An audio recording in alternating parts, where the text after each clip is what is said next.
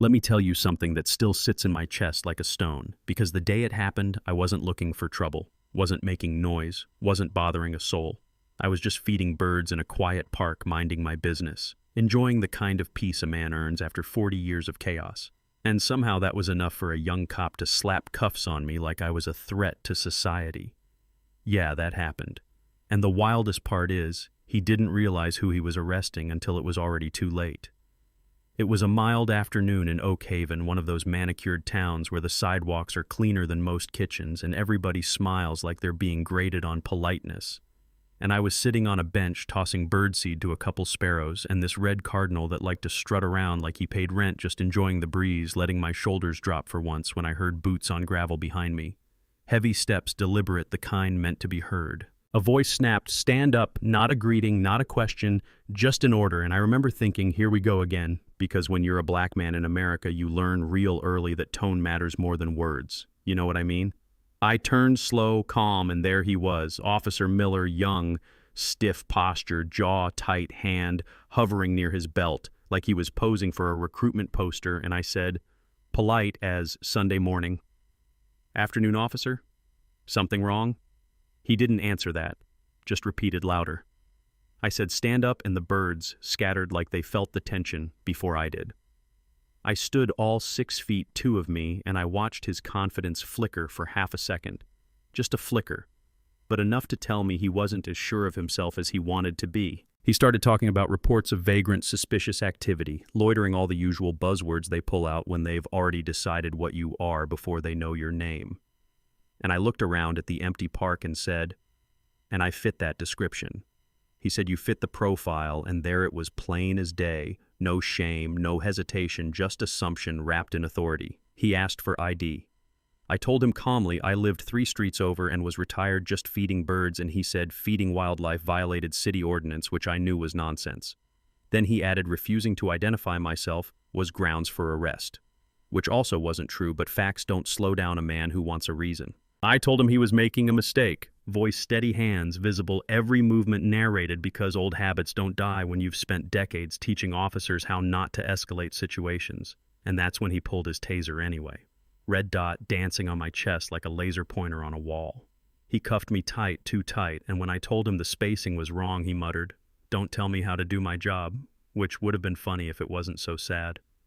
He shoved me toward the cruiser neighbor watching from across the path, eyes wide, and I gave her a small nod like, "Don't worry." I've handled worse, because inside I wasn't angry yet, just disappointed, the way a teacher feels watching a student cheat on a test they could have passed. The ride to the station was his little victory parade. Hard stops, smug comments, rearview mirror smirks, and I just sat there memorizing everything, badge number, timestamp, every violation, stacking up neat in my head, because experience teaches you that patience is sometimes the sharpest weapon you've got. When we got to the station, he marched me in like a trophy and announced to the desk sergeant he'd caught a belligerent trespasser, wouldn't give a name. And she didn't even look up at first, just asked, "Name." He said, "John Doe," and that's when I spoke clear and calm. "My name is Titus Thorne," and you could actually see the moment recognition hit her pen, freezing midair, color draining from her face as she looked up and really saw me. Posture, voice, eyes, the whole picture.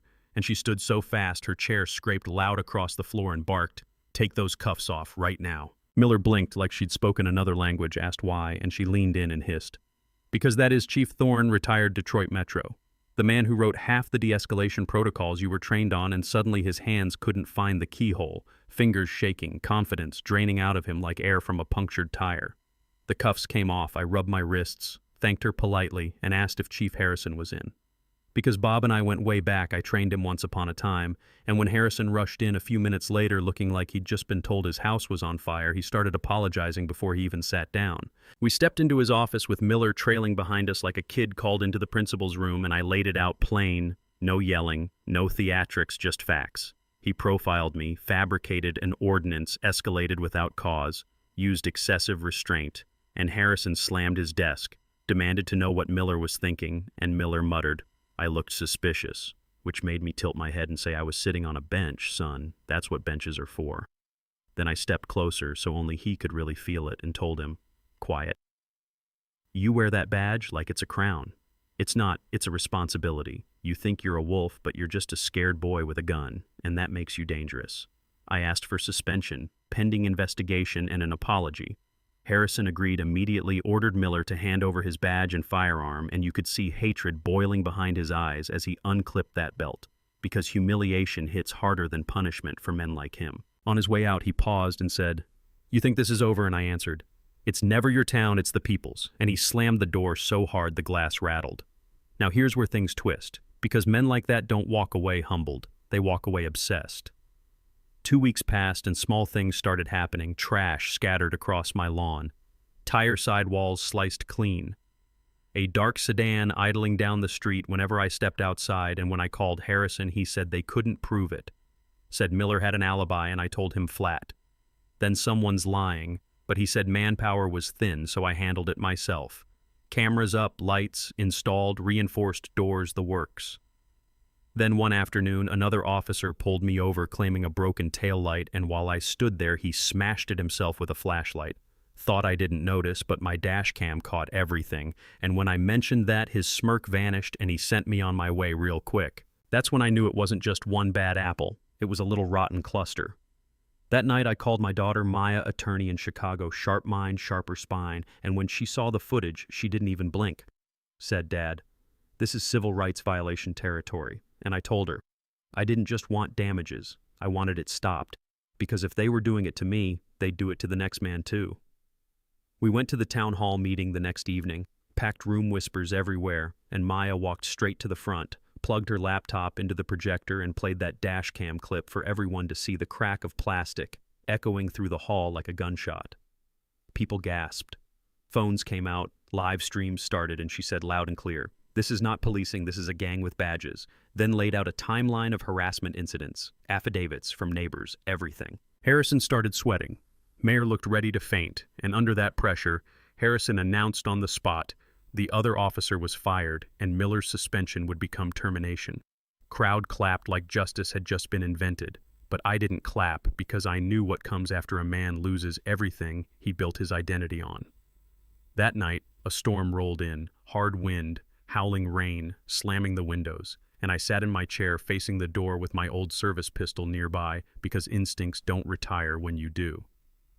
Around 2 a.m, the motion light snapped on, and I saw a shape moving low across the yard. Then glass exploded at the back door, and Miller's voice roared through the house, drunk, furious firing shots into the ceiling, yelling my name like he wanted the whole world to hear. I moved through the shadows of my own home, quiet as breath, listening to him stomp and shout, waiting for the moment, and when his rifle clicked empty and his hands fumbled for a new magazine, I stepped in, grabbed the barrel, shoved it upward, drove my pistol into his chest, swept his leg, and he hit the floor hard. He reached for another gun, and I aimed straight at his face and said, "Don't calm as still water." He wheezed. "You ruined me," and I told him, "You ruined yourself." Gave him one chance to roll over and surrender, but his hand twitched toward his weapon, so I fired once into his shoulder, not to kill, just to stop. He screamed, dropped, and I zip-tied his wrists, then called to Maya to dial 911. And here's the part folks argue about when they hear this story. I knelt beside the man who tried to kill me and pressed a towel to his wound so he wouldn't bleed out, because duty doesn't disappear just because someone else forgot theirs. Trial came months later, evidence stacked to the ceiling, footage, messages, testimony, and the jury didn't take long. Guilty across the board, long sentence, no badge, no freedom. A year after that, I stood at a ribbon cutting for a youth center built with settlement money from the case in the poorest part of town where kids needed hope more than speeches. And when the curtain dropped, the sign above the door read, "The Miller Youth Center," because I figured the best way to turn hate inside out was to make it serve the people it tried to hurt. Somewhere miles away in a prison yard, he saw that name carved in stone and knew his legacy didn't belong to him anymore. So I'll ask you what people still argue with me about to this day. Was that justice, or was that humiliation dressed up as justice? And what would you have done in my place? Tell me in the comments, because stories like this don't mean much unless we talk about them. And if you've ever seen someone judged before they were known, I want to hear that too.